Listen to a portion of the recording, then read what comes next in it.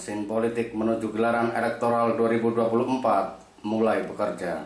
Komisi Pemilihan Umum bersama pemerintah dan DPR juga telah menetapkan tanggal pelaksanaannya. Lobi disertai gimmick politik untuk menaikkan elektabilitas partai dan juga jagoannya di Pilpres mendatang semakin intens. Demikian juga upaya jegal menjegal.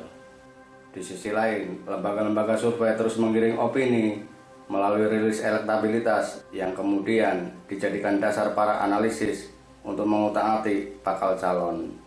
Jika dicermati, ada upaya untuk, dalam tanda petik, memancing Ketua Umum Partai Gerindra Prabowo Subianto kembali ke medan Pilpres yang telah 3 kali dilakoni dan berakhir dengan kekalahan. Jika upaya tersebut berhasil, maka Prabowo akan kembali bertarung di 2024 dan siapapun pasangannya dipastikan kalah. Bahkan andai melawan Gubernur Jawa Barat Ridwan Kamil sekalipun. Sebab setelah Prabowo menjadi Menteri Pertahanan Kabinet Joko Widodo yang menjadi rivalnya di 2 gelaran Pilpres terakhir, secara umum pendukungnya berkurang gratis. Hal yang wajar karena sebagian pendukungnya memposisikan diri dalam konteks politik sebagai rival Jokowi dan PDI Perjuangan. Sementara pada saat yang sama, Prabowo belum menjadi idola kaum nasionalis pemilih PDIP. Bahkan kader-kader PDIP ikut menyerang program pengadaan alutsista bernilai ribuan triliun yang rencananya dibiayai dari utang.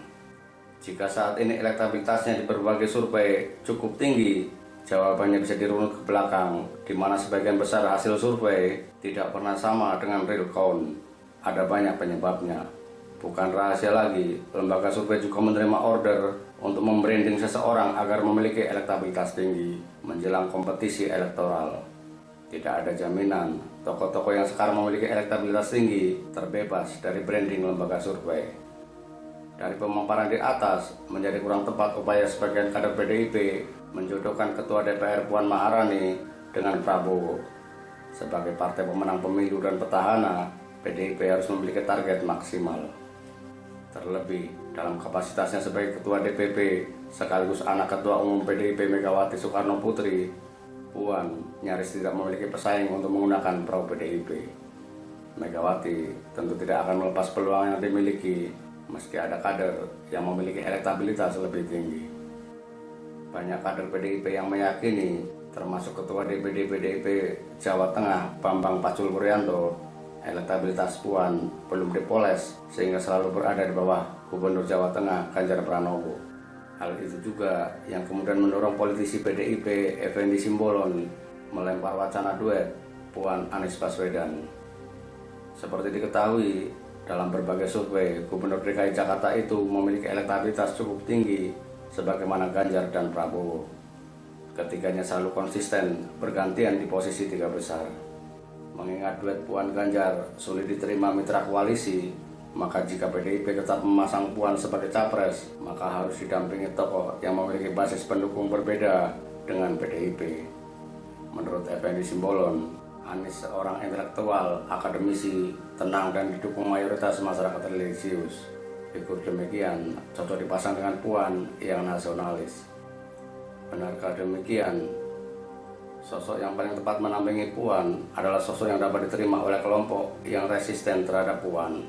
Bukan rahasia lagi, Puan sulit diterima pada kelompok masyarakat yang masih, dalam tanda petik, mengharamkan perempuan sebagai pemimpin.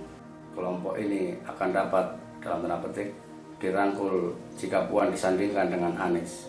Kedua, duet Puan Anies dapat menetralisir ketegangan kelompok nasionalis dan religius dalam konteks politik yang terus meningkat dalam beberapa tahun terakhir. Masuknya Prabowo ke dalam kabinet terbukti tidak mampu meredam ketegangan yang terjadi.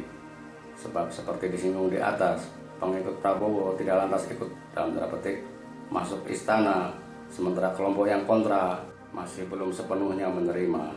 Sementara Anies memiliki modal yang kuat untuk meyakinkan kelompok pendukungnya karena memiliki kedekatan yang lebih intens.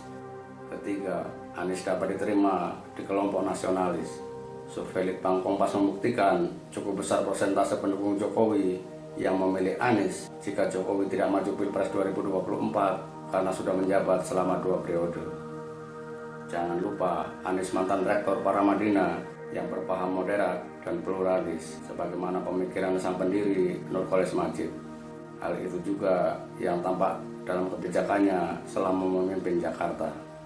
Anies tidak segan-segan mengunjungi gereja dan tempat ibadah agama lain meski mendapat tantangan dari sebagian kecil pendukungnya. Sebagaimana Puan, Anies juga memahami konsep kepemimpinan dan cita-cita besar Jokowi karena pernah menjadi juru bicara dan anggota kabinetnya. Jika diberi amanah, keduanya tidak akan sulit untuk meneruskan program-program besar yang sudah berjalan. Wacana duet Puan Anies sangat menarik dan mematik pro kontra. Salah satu yang kontra adalah Ketua DPP PKB Faisal Riza. Menurutnya, DNA politik Puan dan Anies berbeda. Sayangnya penilaian itu sulit diterima mengingat ada embel-embel Puan lebih cocok dipasang dengan Ketua Umum PKB Muhaimin Iskandar. Artinya, penilaian Faisal Riza bias karena didasari kepentingan partainya.